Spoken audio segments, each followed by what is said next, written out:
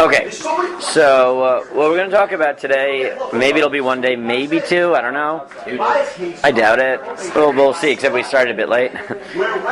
Is the question of the building of the third Beit HamMikdash, which came up as an aside in the question of Chadash, where the Takana, if you remember, the Takana of Rabbi Yochanan Zakkai was that you should, even though he holds that fundamentally Heir Pnei HaMizrach permits the grain, unless there's an Omer, but when there's an Omer, you can, under normal circumstances, assume the Omer will be brought by Chatzot. So the Gemara says, so why did Rabbi Yochanan Zakkai make a takana that Yom Hanef Kulo Asur, that the entire day would be prohibited, because Shema Yibana Beit HamMikdash, because maybe the next year the Beit HamMikdash will be built and people will forget that when there is an Omer, you're supposed to wait until the bringing of the Karban. So the Gemara says, why wasn't this takana only until Chatzot? Because the Karban is always brought by Chatzot. So the Gemara answered that maybe the Beit HamMikdash, the third Beit HamMikdash, will be built last minute at night. So somehow that's regular case, but right before Yontif, and therefore they won't have time to actually finish things, and on that year the Omer will be brought after Chatzot, and that's why I have to be worried. Now, what all the Rishonim were bothered by is, I don't understand. You can't build the Beit HamMikdash at night, so how could it be the Beit HamMikdash will be built at night such that you will be delayed? And that is where we launched into this machlokas between what we presented as Rashi and the Meiri. But what I want to do, I know Daniel said, oh, this isn't Lumdish. Not per se Lumdish, right? But we're surveying an important issue. But let me frame it for you in a way that maybe is not obvious from the Makara. And that is that the question of how the third Beit HamMikdash is going to be built, whether it's going to fall ready made out of heaven or not, is actually part of a much broader machlokas Rishonim, which is itself seemingly a machlokas in the Gemara, though the Rishonim obviously debate how to understand the Gemara, which is, fundamentally speaking, do we think that the Messianic period is going to be miraculous in nature, or do we think that the Messianic period is going to be fundamentally non-miraculous in nature? So Daniel, I know this is not on the sheet, but since you're doing Daf Yomi, it was in Shabbos. It was Shmuel said, I think, right? Very good. Very good. So, as Daniel correctly says, that this is presented as a machlokas between who and who? Shmuel and other rabbi. Right, so the Gemara presents... I only remember Shmuel. He was the one that made sense. Good. Well, what does Shmuel say? Very good. So what does Shmuel say? The pasuk that says that the sheep and the lions will live together should not be taken literally, or rather that there won't be any supernatural change, and that other nations will still be fighting. And it was about swords and weapons, what they'll be used for. And he says, the Jews maybe per se will not be fighting, but the rest of the world order will still continue, and other nations will fight other nations. So the Gemara, it comes up in sort of a funny place. The sugya that you're talking about in Shabbos, this appears elsewhere, but let's focus on the one in Shabbos. That the Mishnah was talking about the question of whether carrying weapons on Shabbat is considered carrying, and therefore an Isur D'Oraita, or it's a tafshit, considered it right.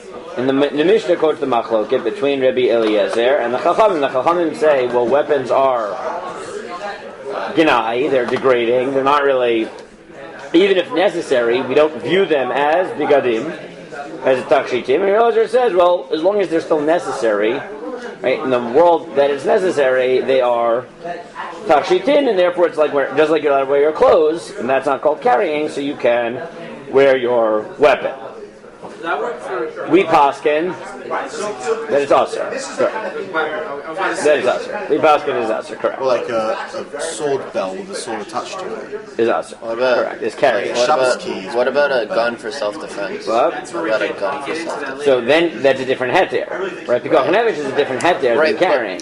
Right, but the question is have to be like very clear pikuach nefesh or potential pikuach nefesh? So that's right. So that's the discussion that modern poskim have, right? But that fundamentally we poskim. What? So if there's an eruv, so then you don't have the carrying problem. I mean, if you hold of the eruv, let's assume you hold of an eruv. But if you hold of the eruv, so then you don't have the carrying problem. You have muktzah problems. But there, the pikuach nefesh obviously going to say, well, this is not muktzah and it's a much lower bar. Yeah, I don't understand what. No, meaning the. I mean, once you can say you can carry for pikuach nefesh, I don't know. No. If it was mamish pikuach nefesh, you could carry neshus harabim. Right. But if this is not really pikuach nefesh, it's like I do it because that might, something which might not halachically qualify as pikuach nefesh, but like it's there for a reason, right?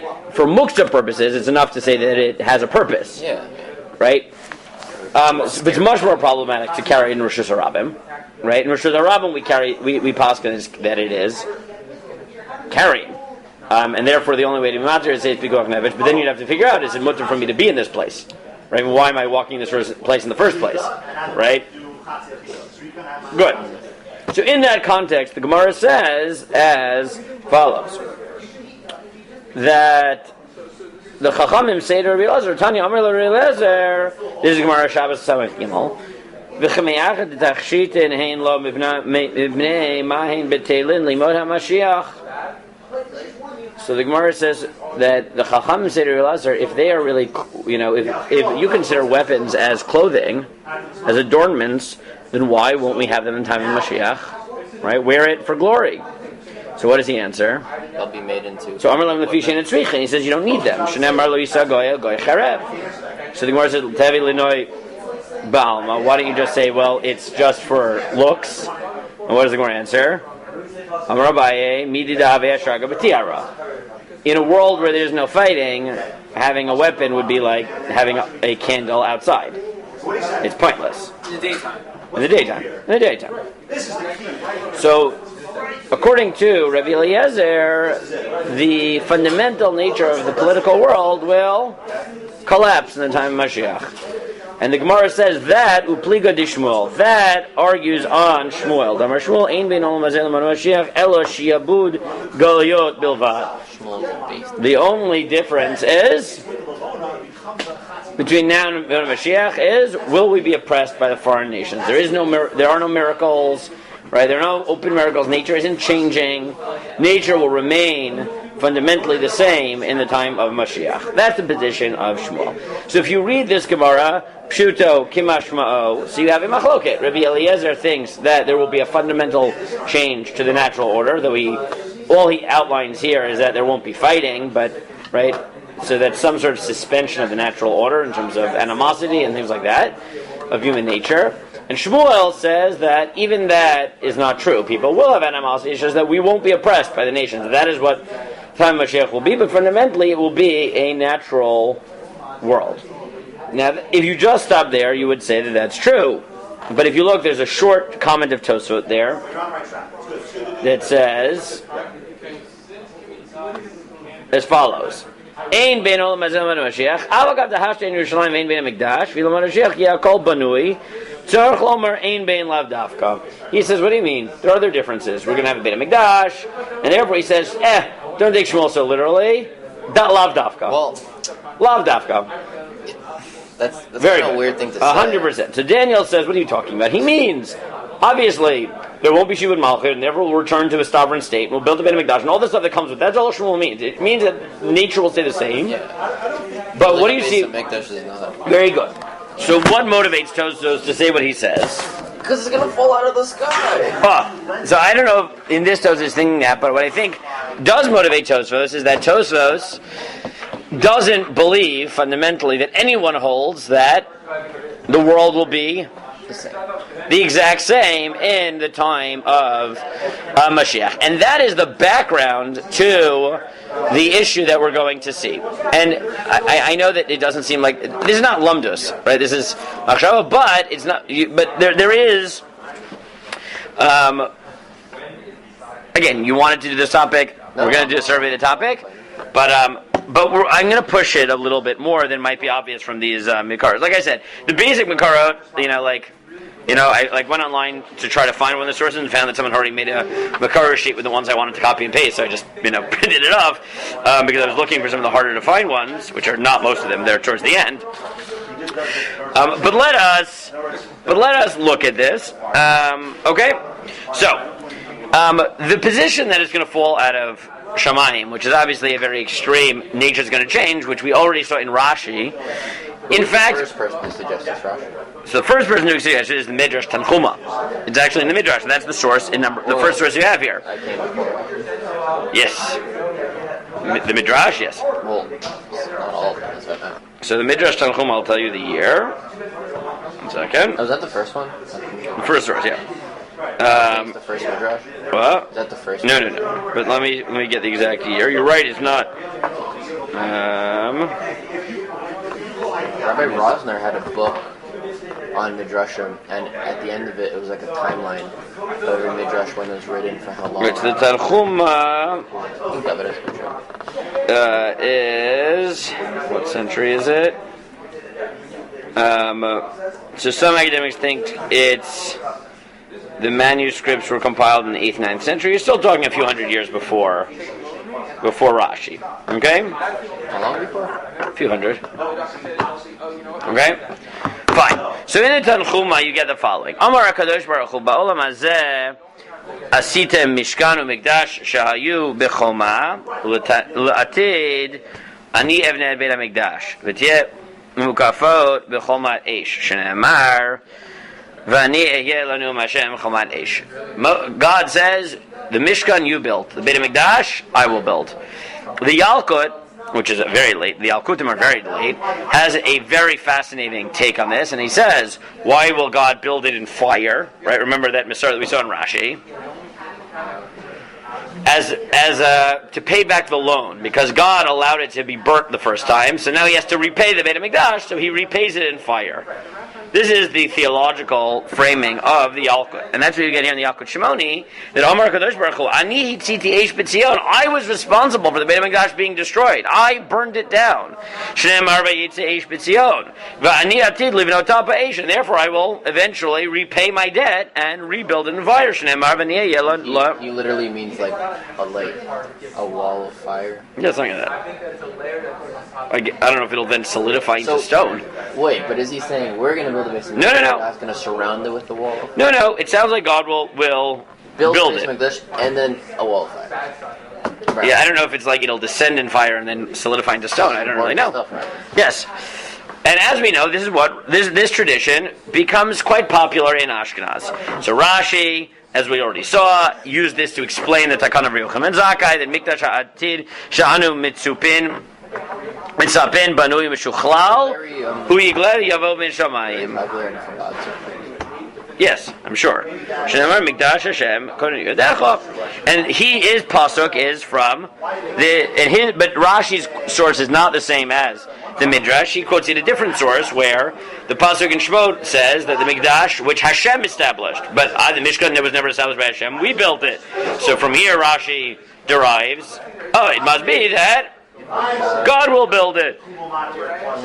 Same as, and Tosfot in Sukkah says the exact same thing. There are other ways to interpret that. Well, there are other ways to interpret that. Yes, of course there are, and we'll see them in a minute. And that is right. So that is correct. And the I don't want to go into too much, but some of them farshim to say, no, it means the mikdash you commanded us and showed us how to build, and we built it. You gave us the mitzvot, right?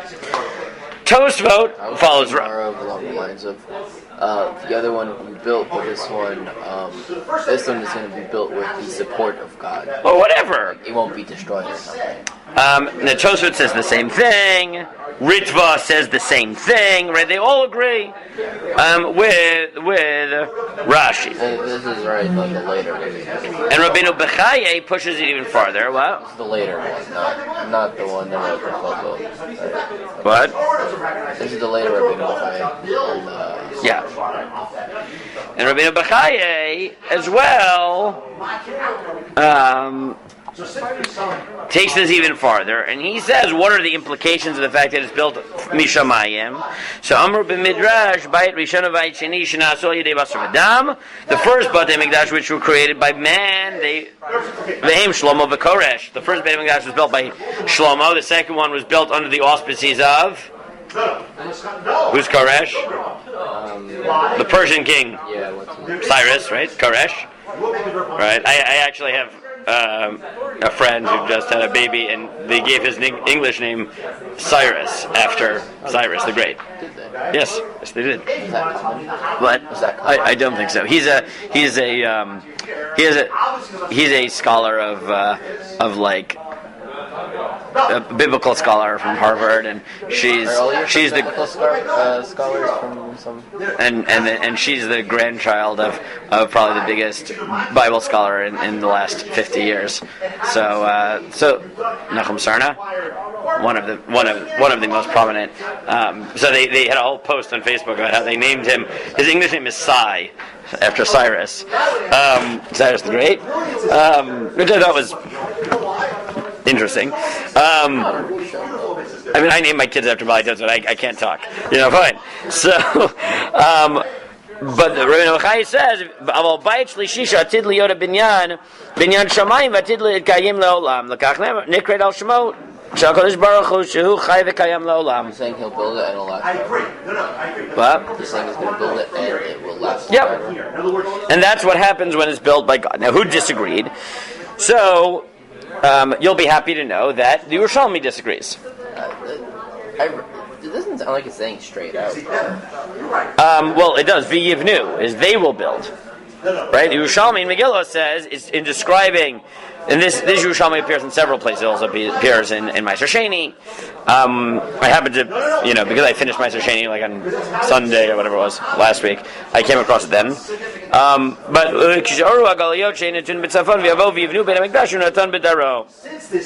Vayikar as well says that we will be V'yivneh Beit HaMikdash. The Rambam is the extreme, because the Rambam is very much the one who believes that remember as I said before, this is not just a prat. For the Rambam, this is an expression of his whole worldview about Mashiach, which is that it's fundamentally naturalistic. And this is where this is an important point. That the question whether the Beit HaMikdash will fall from heaven is not an isolated question.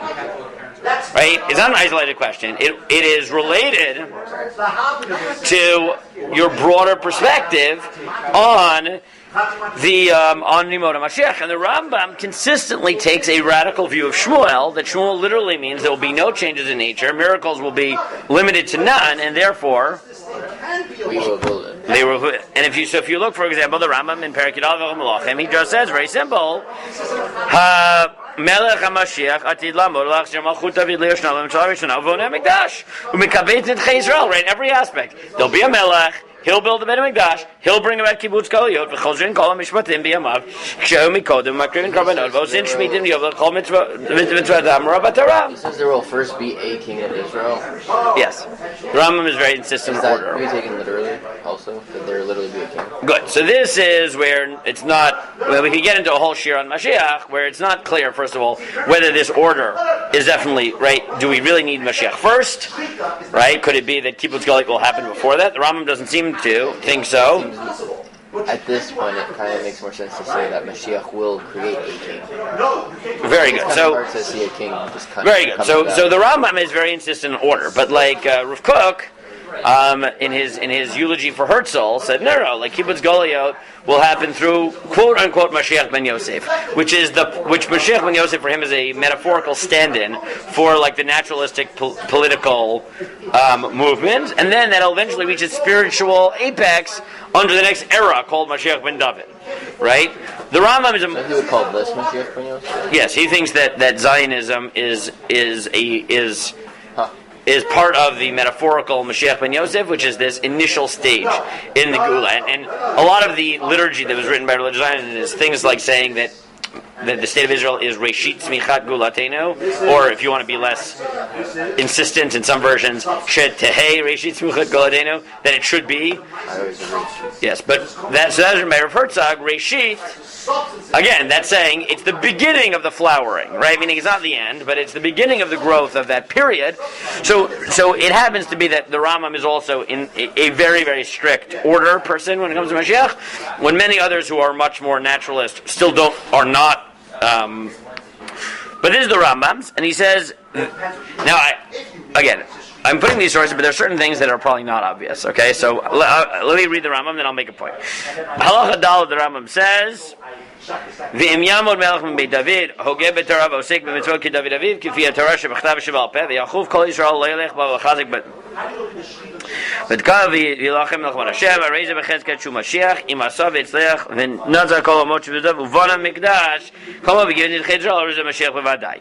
If a king arises and he starts learning Torah and he starts inspiring people to follow the Torah and he fights wars on behalf of the Jewish people, he's b'chezkat Mashiach. You can assume he's Mashiach, but he's not. You don't know for sure. If he manages to actually finish off the process and build a Beit HamMikdash and bring kibbutz goliot, so then he's definitely Mashiach. So you're saying this person doesn't necessarily have to have some divine right to build a Beit HamMikdash? He doesn't say anything about that. It could be a god. Theory that is a king and learns Torah and is a religious Jew. So presumably God is behind it, but Daniel is asking the right question.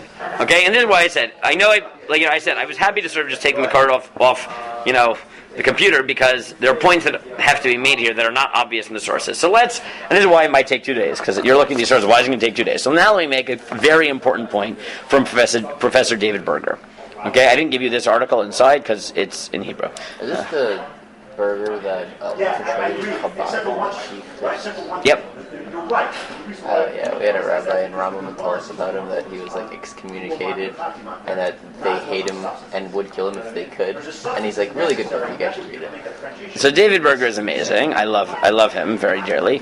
Rabbi Dr. David Berger. I really do love him. He's a tzaddik and a massive Talmud Chacham. He's recently the retired dean of the graduate school I went to. He was dean when I was there in Bernard Revel Graduate School in YU's Jewish Studies graduate program. So I took him in graduate school before they joined Brooklyn College. But his retirement job was he became a professor in YU and then became dean for a few years. He's had quite a storied career. So let me. Well, first let me tell you a story, because I might as well have a story. So I remember once, and this was. This does not have to do with this, but it's a great story, and it highlights the type of unique Talmud Chacham that Professor Berger is. So my first. I think it was my first year in YU. They had a question-answer session on the first Shabbos of the year. Maybe this was my second year. And they had a panel discussion, and it was Dr. Berger. It was Rabbi Dr. David Berger, who normally, even though he's Rabbi Doctor, goes by Doctor, because his primary job in life was he was a professor of Jewish studies. But he is both Rabbi Doctor, okay? And then Rav Rosenzweig, who is also a Rabbi Doctor, but his full-time job is Rabbi. So he normally goes by Rabbi, and this is important for this story, right? And then Hillel David, who was the first vice president of YU at the time. The panel started off with Hillel David saying, "I have no idea why I'm here." He's like with these people on the panel, I don't really know what I'm adding. He's a wonderful person, but when it got to Torah, so he sort of, sat and listened. It was very fun, but this was like the moment, one of my favorite moments. So someone raised his hand and he said, "Okay, I have the following shaila. One of my coworkers is a devout Hindu. So for her birthday, I made a birthday cake. But I didn't realize that their religious strictures weren't just vegetarian, they were vegan. And therefore I'd made them a cake, but I didn't process that it was vegan, and I made it with an egg. This is already ba'avar, it happened already. Should I tell her that I think I told this story last time we did Avodah Zarah, so maybe you'll remember it. Should I tell her that I put an egg in it? This was the question. So first, Rosenzweig answered. And Rosenzweig, again, his primary job is rabbi. So Rosenzweig said, well, he went on for a while about, well, I think, it could be a Kiddush Hashem, to be honest. And, he went on about this for a few minutes. I think you should tell her. I would say no. Very good. Why no? Because it happened already. It won't change anything. And so saying you that could, is just going to make her feel bad. So that's what you would have said. So Dr. Berger, and this is again where you see the difference between someone who primary job is a rabbi and happens to have a PhD, and someone whose primary job is in academia and is an expert in comparative religion, because his focus has been on Jewish-Christian dialogue. That's his area of study. And he said, no, it's asur midoraita for you to tell her. Why? Because there's an isur doraita in the Gemara in Sanhedrin, which is v'shem Elohim achirim lo yishama al picha, which Chazal understand to mean as follows: Shem Elohim achirim, the names of other gods, lo yishama al picha is the passive form. Passive causative. You shall not make it be heard through your mouth, which Chazal understand to mean that not only can you not invoke idolatry, but you can't be the proximate cause of someone else invoking idolatry. And he said that in Hinduism, if you violate your veganism, you have to do tshuva. And the tshuva process for a devout Hindu, involves idol worship. And if you tell her you will be the cause of idolatry, it's actually asur midoraita for you to tell her. At which point Rosenzweig backed down and said, I didn't think about that. I'm moda. That's crazy. So Dr. Berger is really quite a unique Talmud Chacham in terms of his grasp of these things, but he makes a fascinating point. And he says, the amazing thing is that the Rambam's extreme rationalism about Mashiach is what enabled all of the major false messianic movements in Judaism. Because he said, here's the logic, and then I'll explain how it played out. Anyone can do it as long as they accomplish. Very good. He said, what happened? He said, think about it. If you are Rashi, in order to prove that you are Mashiach, you need to have the Beit HamMikdash fall out of heaven. Right? You need to be performing miracles. That means, right, because his point was that often people think that false messianisms are wrapped up in mysticism, and rationalists would never get caught up in this. But he said the irony is that it's not true. Is that if you're Rashi and you're convinced that the messianic era is going to look super miraculous, then if somebody comes along and doesn't start performing open miracles, you look at him and say, that's not Mashiach. But the Rambam tells you that Mashiach is basically an inspirational leader who has some political success, and even before he manages to bring the Jews together and build the Beit HamMikdash, already, what is he? Bechezkat Mashiach. You can assume he's Mashiach until proven otherwise. And once he builds the Beit HamMikdash, so his first example is, I'll get to that. His first example is, what was the most successful / disastrous false messianic movement within Judaism? Shabtai Tzvi. Arguably Christianity, but let's skip beyond Christianity, right? But was Shabtai Tzvi, right? Shabtai Tzvi. You all know Shabtai Tzvi? You said it before. Yes. So this was a case of a person who basically decided that he was Mashiach, and he had huge followings, and he really wrapped up, it became a worldwide phenomenon, but he also wrapped it up with some mystical ideas of antinomianism, which is what made it really bad. Antinomianism is basically anti-religion, anti-law, right? He thought that as part of the Messianic era, the law would change, and therefore he would tell people to violate the Torah and make a bracha. What bracha? Yes, he took a bracha that we say in the morning and he switched one letter.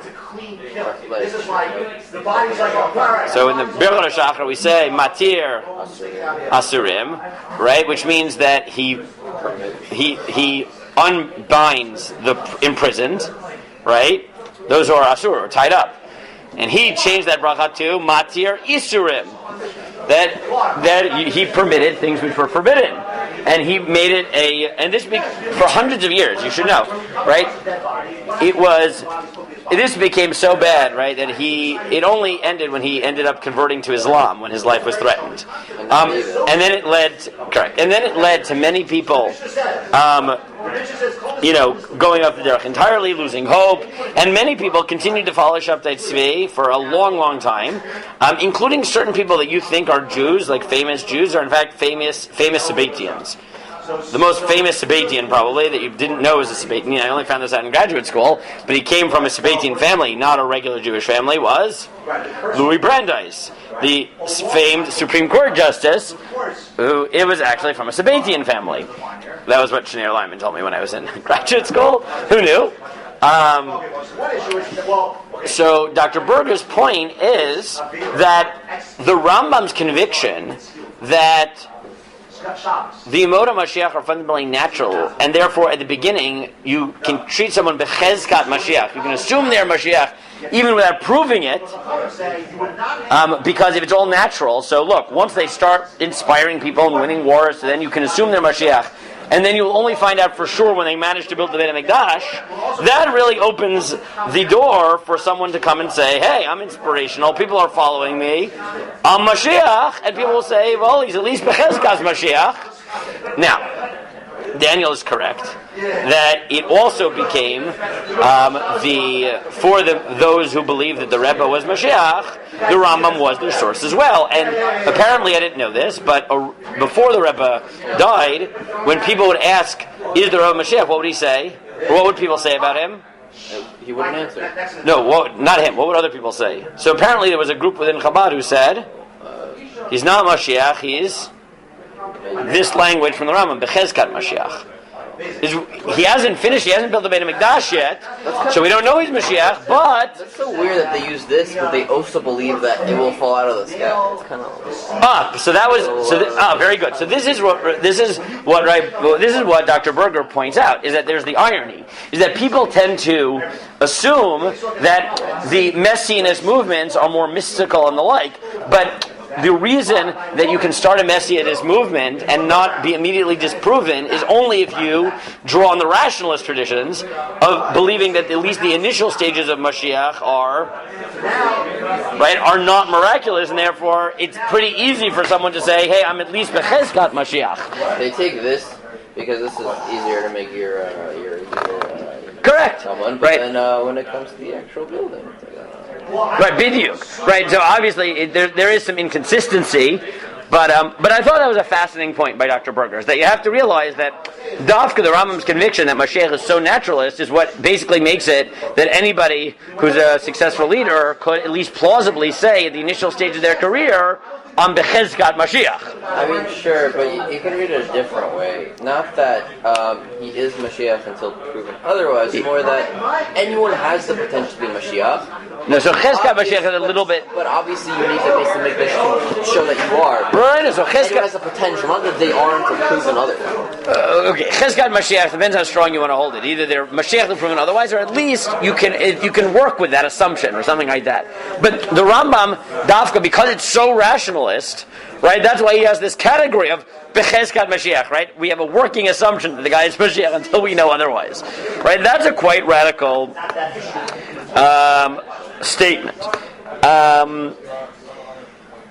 Now part of it might just be that the Rambam thinks that, look, building Beit HamMikdash is a mitzvah, so of course we're going to build it, and that's what you have. The Rambam in number 20 says, V'asuli Mikdash, it's a mitzvah, the smag, shalosh mitzvah, nitzavu Yisrael, b'chinisat al-aretz, lamid la-melech, lachar zar shalmolek, v'ach she'yanich, magum goy v'em misaviv livnot beit ha-bechira. Is that every single time we built it, that was a separate mitzvah, or it's one mitzvah? It's the mitzvah to build the Beit HamMikdash. So every time they built, so we have had two so far, right? So every time they built it, they got another mitzvah? Yeah, just like every time you take a lulav, right? It's something you do more than once. But in theory, the best way would be to build and destroy it. No, because you're not allowed to. No, because it's a doraisa to destroy it. Lo tasim ken lashon alkeichem.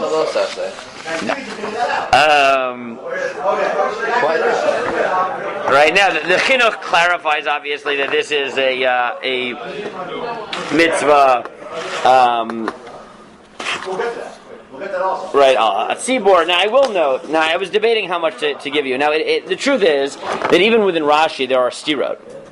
Rashi in Yeshayahu, a thing in Yeshayahu says it contradicts this and says that it might be that it's built by Very chivalrous of Chacham. So if I'm saying Seraphim. that, against the clear.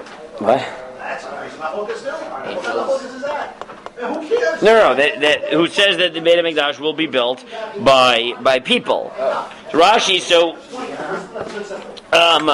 okay. Actually, before I go on, there was another point I wanted to make here. So remember, the Meiri in this follows who? The Rambam. The Rambam. So that's what I thought. And Dr. Berger, in his article, notes that fundamentally you can align the Meiri with the Rambam and Rashi with not the Rambam. And this is part of their general machloket of whether Yemot HaMashiach is going to be a naturalistic phenomenon or not.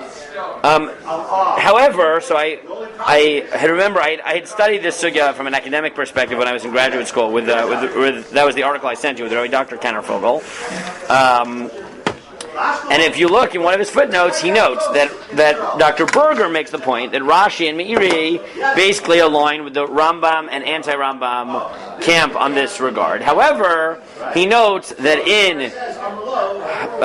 but Dov Schwartz has a book on Mashiach, on messianic views in the time of Mashiach, and in chapter 6 of his book, which is entitled Between Naturalism and Apocalyptic Messianism, he notes that this is not actually the case. That Meiri, as much as the Meiri follows the Rambam in this regard, right? Meaning he thinks the Beit HaMikdash is going to be built naturally. He notes that if you actually follow the Meiri through, and the Meiri isn't the only one. The Meiri is part of a group of what he calls moderate rationalists in Provence, right? Of people who are mostly rationalists, but they're not quite as extreme as the Rambam. He notes that the Meiri, David ben Shmuel HaKochavi, Abba Mari of Marseille, all of them are mostly rationalists, but none of them are as extreme as Rambam, and they are open to the possibility that there are going to be certain changes. So, for example, he quotes this line, and this is from the Perush of the Meiri. I'll read you the English. I have the English translation, so why not? The Meiri's Perush on Tehillim, where the Meiri writes that prayers, I'll read the whole thing. And the homily says that all prayers will be annulled in the future, but thanks offerings will not be annulled. Meaning tefillah will not be necessary in Yemot HaMashiach. Why? So the Meiri says, so he says the following: prayers then will not be needed for anything that people might request, because the goods will prevail forever, and all will only wish to thank and praise, nor will there be sinners needing to bring offerings of sin and atonement. Well, that either sounds like A, supernatural, or that the reason we have prayer now is because on our own people don't thank God or whatever, don't know how. But at times of Mashiach, when knowledge of God will be so very good, so people will be able to do it on their own. Very good. So this is what what Dov Schwartz points out, is that the Meiri is primarily a rationalist, but the Rambam is quite extreme in how naturalistic he thought Mashiach would be, right? He thought that basically everything would be totally the same, except that we wouldn't have Shibud Malchut. The Meiri is much more comfortable with saying, yeah, but maybe people will be fundamentally better, so things won't go bad as much. Right? Meaning, the Meiri is, and this is Dov Schwartz's point throughout this whole article. I can send it to you. It's 43 pages, just this chapter. But I have the English. You can thank Rabbi Sklar. He found that on the YU website you can download the whole the whole book for free in English. Yes, I'll send you the PDF. I'll send it out after Shir. I can send that now. So he notes, and I think again, and this is why I said, like the basic makarot are similar, but I think the academic perspectives here do add a lot, and this is why I said it might take us. It looks like it will take us 2 days. Is that so? Again, what Professor Schwartz notes is that the Meiri, I'll read you his exact quote because I think it is quite telling. Let me just send it out here. Schwartz, between naturalism and between naturalism and apologetic messianism. Okay, I sent you the 40-page English chapter. Fine, I can trust you to all read English. Academic Hebrew, you don't have to read it. If you don't want to, you have no expectation to read it. I'm just telling you that I'm giving it to you if you want it. But here's his line. I do think it is important. He says, though adopting a Maimonidean philosophical version of immortality, then Meiri saw no problem in coloring redemption with strong apocalyptic cues. His description was sometimes open and explicit, and sometimes subtly elusive, clearly showing that Meiri had indeed absorbed apocalyptic traditions and had tried to incorporate them into his rationalist world. In other words, he did not retreat from the intellectual overtones of redemption, yet characterized it as pervaded by overt miracles, thus agreeing with and contesting Maimonides at the same time. The tension between the messianic model... What? Meaning he's saying he's fundamentally Maimonidean, but you see that the Rambam... Some aspects of it are... Correct, that besides for... Well, it's because the Rambam just doesn't like miracles. Miracles don't have to be super... Like, they're kind of supernatural, they don't have to be. Correct, but you see that the Rambam is like, nothing will be different. Meiri is like, no, there aren't going to be open miracles constantly, but there are going to be changes. It's not, the Beit HamMikdash is not going to fall from heaven, well, but... It depends.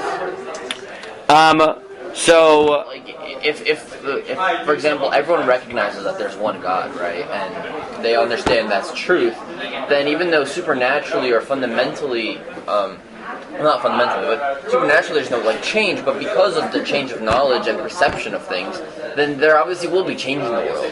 Good. But so it's very, very natural because of just Biduk, but that's what he's saying, is that the Rambam seems to be more extreme, right? The Rambam, right, this is Dov Schwartz's contention throughout the chapter, and he says, I'll finish the paragraph, he says, the tension between the Messianic model and Meiri's writings might have been partly or entirely dispelled had his lost treatise Ktav Hadad, purportedly dealing with the Messianic, been available.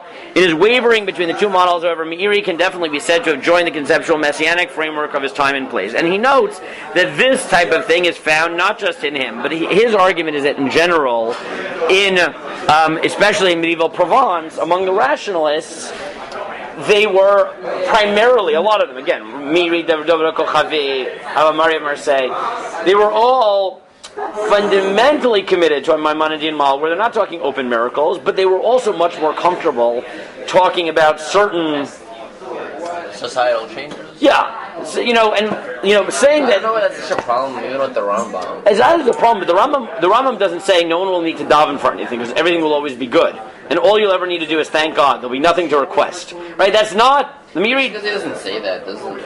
So again, it could be that they said, hey, the Rambam isn't arguing on this, but it feels like in the Rambam not that way, right? Again, you read the Rambam is like, nothing will change, right? The only thing that's different is Shibud Malchiyot. I think taking it so literally is also like a bit. So again, you could decide to disagree with Schwartz and say, no, maybe the Rambam himself believes giving this. a general overview of nothing will change, but Again, you could dispute it. I'm not saying you couldn't dispute this with I'm not saying you couldn't possibly dispute this from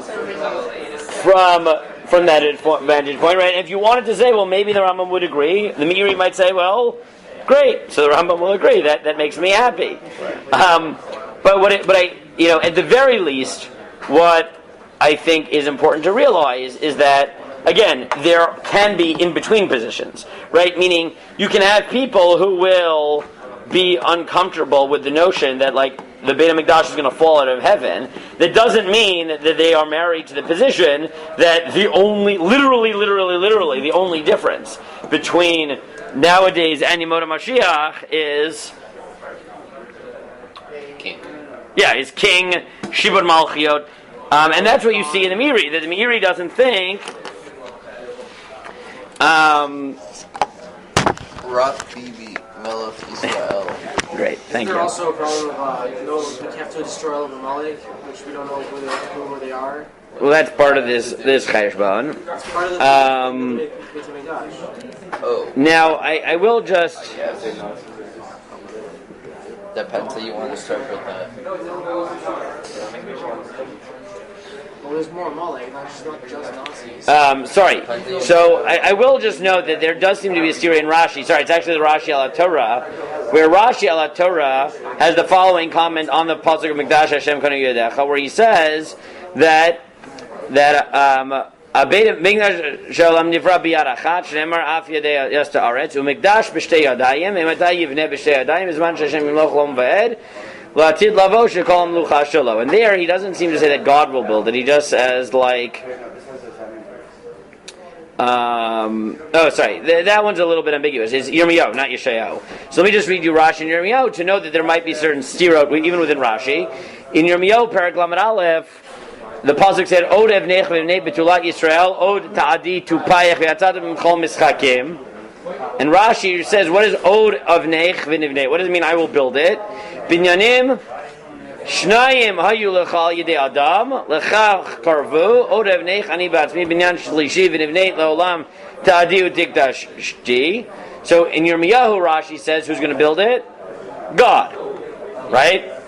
In Tehillim, the Rashi says, Vayiven k'mo ramim mikdasho k'eretz yisrael le'olam, says Kimo Shamayim Va'aretz Shenemar Bahem Shtei Yadayim Shenemar Af Yadei Yasta'aretz Yunat Avcha Shamayim. No, is it this one? Okay, you know what? I can't even find it. Which one? The last one you put on the sheet. That's a pasuk in that's a pasuk in Tehillim. What does that mean? No, I'll leave it aside. What? Does it mean if God doesn't build it, they will build it? What's it saying? We'll come to it. I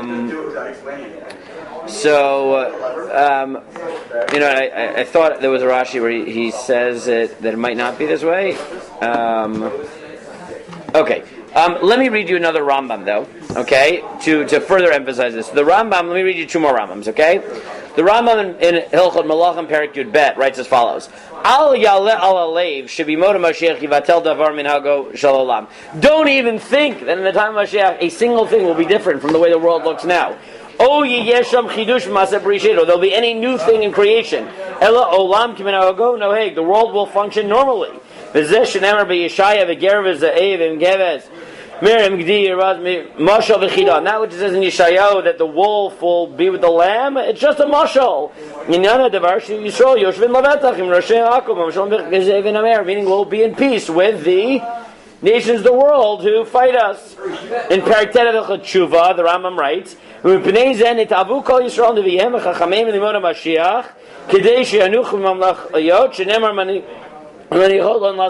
reason that we always look forward to Mashiach is so that we'll be able to rest from the kingdoms who don't leave us to learn Torah. And we'll just be calm. We'll get to go to Olam Haba. Because we'll have time to learn and do mitzvot. Wait, is he saying Olam Haba is just us learning? No. He's saying that we daven for Mashiach so that we'll be able to do mitzvot here to get Olam Haba. But we can do it now. No, but it's better, it's easier. That's all the Rambam says. Mashiach is a good time because it's easier to do mitzvot. That's it. And that time, there will be wisdom in the world. Shneimar Kimelar Tar Hashem. Oto Amelch Sheyamod Mizer David Bal Chochma Yoter Mishlomo. He'll be smarter than Shlomo. V'Navi Gadol Hu Karav Moshe Rabbeinu will be a Navi almost as great as Moshe. If nothing will change, why would it be easier to do mitzvahs? Because we won't be oppressed by the foreign governments, and so he is saying something will change. Well, Ein Bein Olam Mashiach Ela Shibud just that. Now you're right. Then he says, and the world will be filled with wisdom and stuff like that. So it could be that the Meiri it also agrees with this, right? That thinks that's what the Rambam means. Everyone will learn Torah, follow it. God, the nations will come to the Beit HamMikdash to learn about God.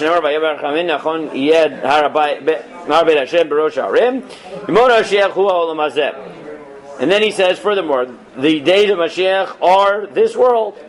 The olam kiminago no hey. The world will fundamentally function normally. Elisha malchut tachzor Israel, but there will be malchut. So again, it could be right? It could be that the Rambam would agree with the Meiri, right? Maybe that's what the Meiri thinks the Rambam means. If that's true, again, what I would emphasize, even if you don't think the Beit HaMikdash is going to fall from heaven, that doesn't mean that everything is exactly like it is now. You can believe in certain sort of mid-level tweaks. I'm willing to go either way. And this, again, I sent you the Schwartz article. You can read through it if you want. Now, the Rambam himself, by the way, is the one who ties together the fact he doesn't think there's going to be a miracle to the possibility of having more people claim they're Mashiach than actually are, because the Rambam uses his rationalist understanding of Mashiach to explain another almost Mashiach, which is Bar Kochva. Right, and the Rambam writes in Hilchos Malachim, Berkut Aleph, Al Yal Al Datcha Shamelech Mashiach Tzarich Latzot Otor Muftim. Don't think that the Mashiach needs to perform miracles, and he has to make new things in the world or bring back the dead. It's not true. Because Rabbi Kiva was the greatest of the Tanoim, and he was the weapon carrier for Bar Kochva. And he said he was Mashiach. And many other sages thought he was Mashiach. Until he was killed because of his sins. And once he was killed, no delem she'eno. He knew he wasn't Mashiach. And they never asked him for a miracle. Correct. He's using that as proof to show that. He's using that as proof that you don't need to perform miracles. You can be in a status of Cheskat Mashiach. Right? Good. So, does he give a system to how to disprove someone that says they're Mashiach? He dies. He dies. That is the only. Or he fails to build the Beit HaMikdash. Well, you only fail once you die. So. Correct. Or he stops inspiring people, starts losing wars, or whatever. Right? Meaning, there's certain things naturalistic. No, presumably it's a trajectory. Right? Meaning it's somewhat naturalist for him. But he's saying if he's, inspiring the Jewish people and he's at Tzaddik and he's winning wars, so then he's Bechezkat Mashiach. But winning wars is like that's a very natural thing. So why? Correct. Even if he's bringing the Mashiach, I mean, he just practically to bring the Mashiach, you have to win wars. That's what he's saying. He's saying if you're that person, you're Bechezkat Mashiach. You can say though that guy could turn out to be Mashiach. It's not because he's Mashiach, but because. Mashiach is going to be something or take over the country. You need to win wars. It's just and Mashiach is going to be a natural king, and that's part of being a king. And therefore, if someone is being very successful at it, you're allowed to look at him and say, "Oh, Bechezkat Mashiach. He could be Mashiach." So what if we democratically vote and institute a king? Good. So the question of whether we actually need a king, the Rambam does seem to think we need a king, but like Rav Kook, as I already said, but Rambam didn't really have a correct idea of democracy. 100%. And Rav Kook thinks that no, you can accomplish the same thing as a king through democracy, and then the Rambam, then the power devolves onto the Am. All right. So all we got to do is make Bibi religious. That's what you're saying. Great. Okay. So So Daniel, it's for this reason that I thought it might take us 2 days, because I do think that the Ha'arot, both of Dr. Berger and of Professor Schwartz, are helpful in terms of filling out how this is not just a local machlokes. It needs to be understood in the broader context, right? The Beit HaMikdash falling out of heaven, right, is not just a standalone, where it's a machlokes Rashi Meiri, but it's part of a broader perspective. What we're going to see, I guess, then on Sunday is there are in the Achronim some the Achronim, some of them want to bridge this a bit and say there are different possibilities, that it's not definitely going to fall out of heaven and it's not definitely not going to fall out of heaven. We already saw, if you remember, the possibility that maybe most of it fall out of heaven, but human beings will still do the Makah Patish. Right? Remember that? It doesn't change anything. Correct, but we're going to see some other perspectives on Sunday. I think if we ran through it now, we wouldn't do it justice. Even though I don't know if there's really an hour worth of material, but we'll see. There might be, because I'm going to show you some of the more of the stuff from Dr. Cannifogel's article also, which if you get a chance to read, that'll be great. But some people say it depends. It depends on whether Mashiach comes because it's just time or because you're Zocheh. So we're going to see that there are middle positions that appear in the Achronim, and that's what we're going to. So that's what we're going to deal with on Sunday. So then I guess you guys.